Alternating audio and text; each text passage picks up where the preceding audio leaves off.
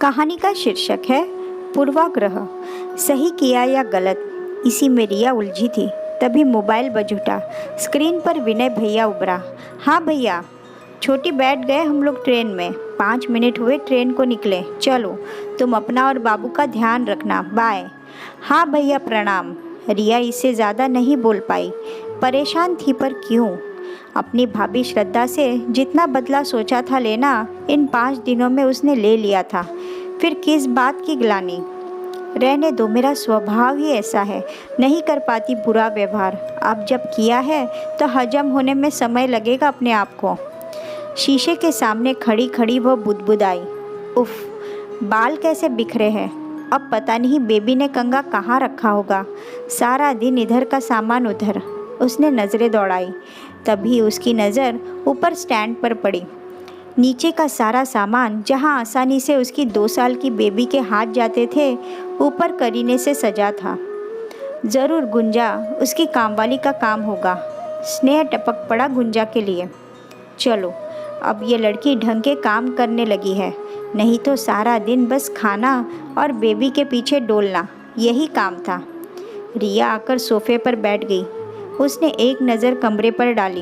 अरे, वो चौंक पड़ी। कमरे का रूप बदला बदला सा था। शोकेस से लेकर फूलदान के फूल, दीवार पर टंगी तस्वीरें, सोफे कुशन सब चमक रहे थे। कमरे की एक एक चीज़ साफ सुथरी। इन 5 दिनों में उसने वक्त ही कहाँ दिया घर को। जो कुछ देखती। उसके भैया का ऑफिस मीटिंग के सिलसिले में दिल्ली आना हुआ तो वो अपनी पत्नी और 6 साल के बेटे को भी साथ ले आए। हालांकि रिया जब से दिल्ली में पढ़ाई कर रही थी तब से उसने कई बार भैया भाभी को बुलाया, पर उसकी पढ़ाई का खर्च और घर चलाना, इसी में भैया परेशान रहते थे।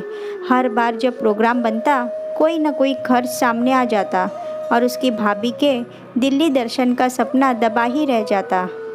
इतने सालों में रिया ने पढ़ाई पूरी की, नौकरी की, अपनी पसंद का जीवन साथी चुना और प्यारी सी बच्ची की माँ भी बन गई। अंकुश के साथ विवाह में कितनी परेशानियाँ आई। भैया तो बिल्कुल राज़ी नहीं थे। वो तो भाभी ने पता नहीं कैसे मना लिया। मनाती भी कैसे नहीं। माँ सही कहती है, बिना दहेज ब्याह जो हो गया, भाभी ये फ़ायदे का सौदा कैसे जाने देती हाथ से। आखिर पापा के गुजरने के बाद भैया के ही तो सर का बोझ थी वो। रिया का मन कसेला हो गया। कितनी प्यारी बनती थी मेरे सामने। वो तो अच्छा हुआ माँ का जो उसने कभी कोई बात नहीं छुपाई, वरना वो तो जान ही नहीं पाती कभी कि कैसे निर्दयी है भाभी।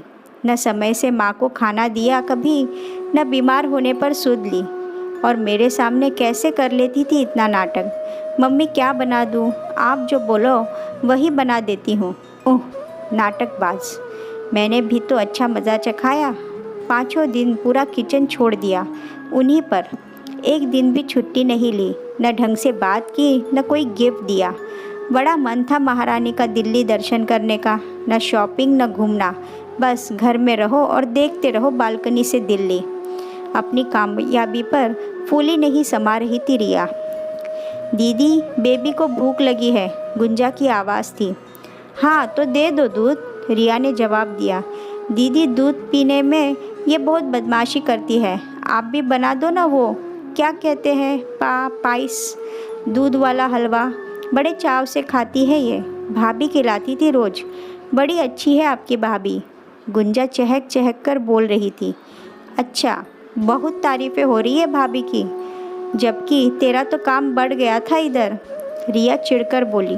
मेरा नहीं तो दीदी, मैं तो मज़े किए इधर। सारा दिन भाभी ही इसे रखती थी, इसे खिलाती थी और तो और रोज़ इसकी तेल मालिश भी करती थी, गुंजा ने कहा। ओ हो, तभी तेरी फुर्सत मिल गई, तुमने घर का हुलिया बदल दिया, रिया ने हंसकर कहा। मैंने न दीदी, मैंने तो उनकी मदद की सिर्फ। सारा काम तो वो खुद करती थी, ऐसे मन से करती थी जैसे उनका खुद का घर हो। अलमारी देखी आपने, जाकर देखो, कल उन्होंने सब जमाया है अच्छे से, इस्त्री किए कपड़ों को। सारा दिन लगी रहती थी। सच, किस्मत से ऐसी भाभी मिलती है। बोलकर वो चली गई। रिया तेज़ी से कमरे में भागी। उफ, कहीं कुछ निकाल तो नहीं लिया? माँ कहती थी कि भाभी की चोरी की भी आदत है।